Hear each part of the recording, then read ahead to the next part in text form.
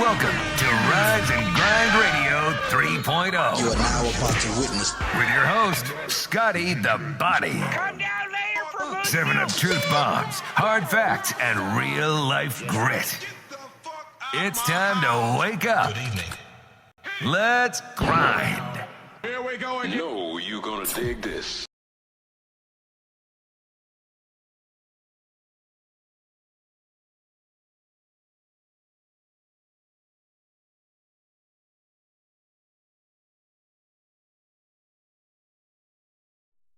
Welcome back to another episode of Rise and Grind Radio 3.0. Grand rising to all of my early risers. I was up late last night recording, and, well, this shit came to mind. Didn't really sleep well last night at all. So you'll get it in real time as I receive it from who I receive it from. And it's not anyone in particular. This is all pattern recognition at this point. And, yeah, man, it couldn't be more in your face of what actually happened. So God bless Charlie Kirk. It's a sad thing that happened. And anyone questioning anything right now, you can go fuck yourself. I've seen several people even question whether or not he's dead. Yeah.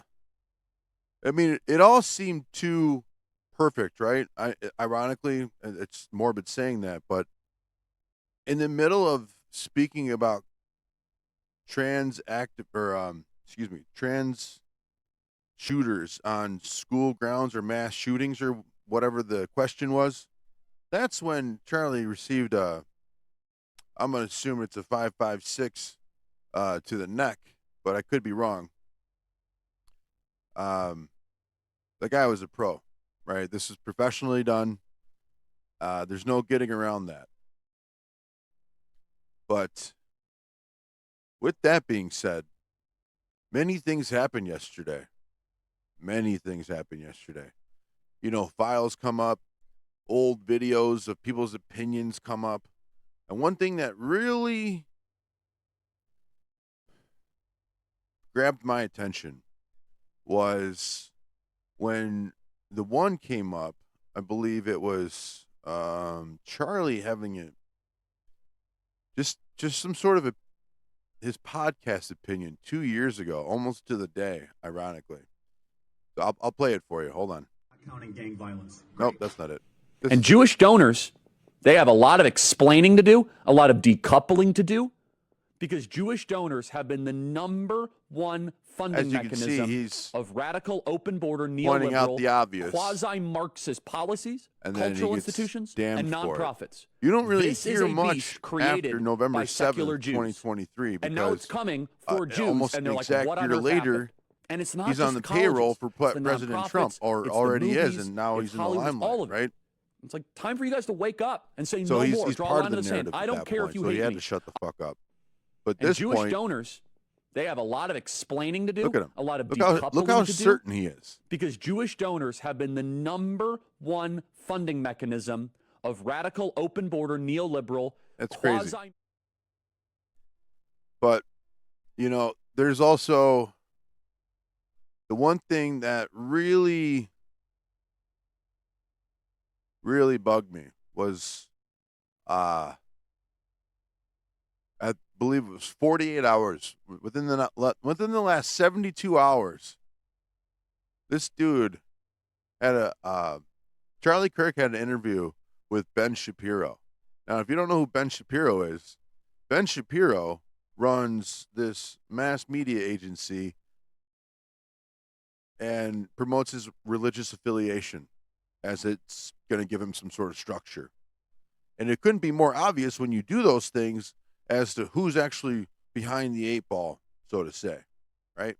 When you start paying attention, you start connecting the dots, everything becomes somewhat of a spider web. And I've made this reference before.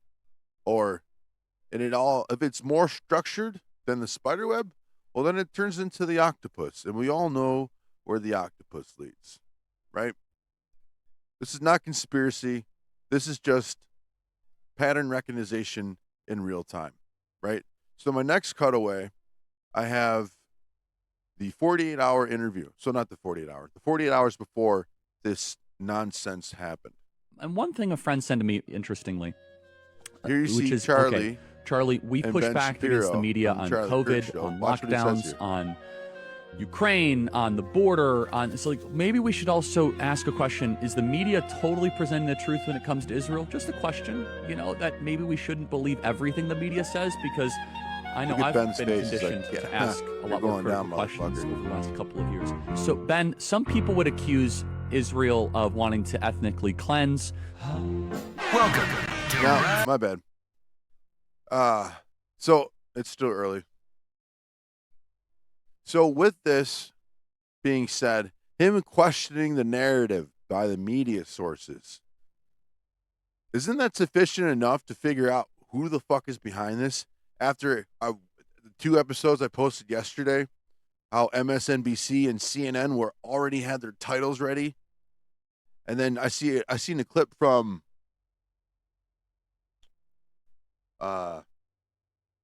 TMZ. Fuck TMZ. Everybody in the fucking Blue Room was celebrating that Charlie Kirk died. How awful are you people? Like, he's a fucking kid. He's got no finger in any kid's ass. He's not fucking killing anybody. He's not displacing a whole population since 1948. Yeah, approximately 1 million people since 1948. He's not doing that shit. But people are going to cheer for him? Come on. What kind of fucking animals are you? And I mean that. You guys call these fucking immigrants animals, or the people who don't look like you animals, but you're going to cheer for a fucking father of 2 and a husband who has faith, good Christian faith, and all he wanted to do was have a difference of opinion or have a good conversation, a civil conversation with a difference of opinion. But as soon as he does that, he gets fucking martyred. So this brings me to my next point here. This asshole, whatever the fuck, Benjamin Netanyahu, posted this. If this doesn't fucking scream in your face, I don't know what does.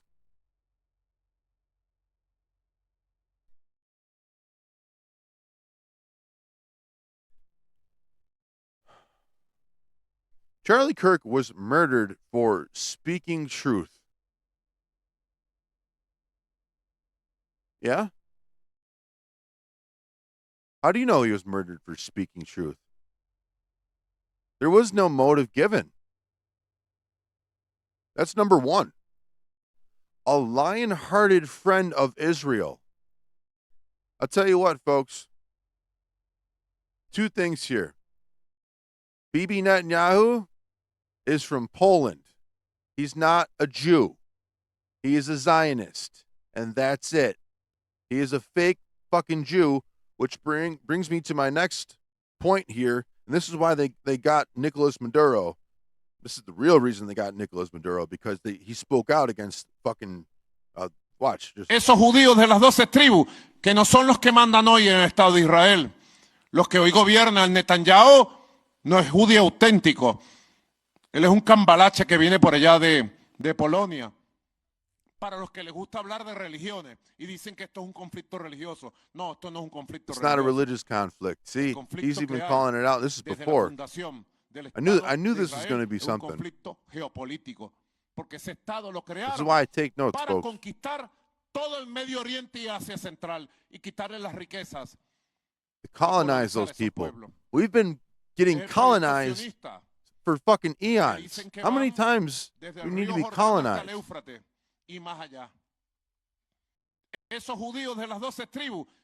over that shit. So, the lion-hearted friend of Israel.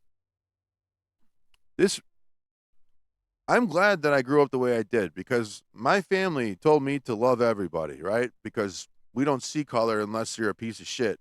And then you're just described as that person, right? Oh, that person over there, blah, blah, blah, blah, blah. Yeah, obviously, still waters run deep in old families, bro. My family's from the old fucking country. Get over it. You know what I mean? But I did pay attention to a lot of things that my elders had said, right? And one of the things that stuck out in particular was lion-hearted.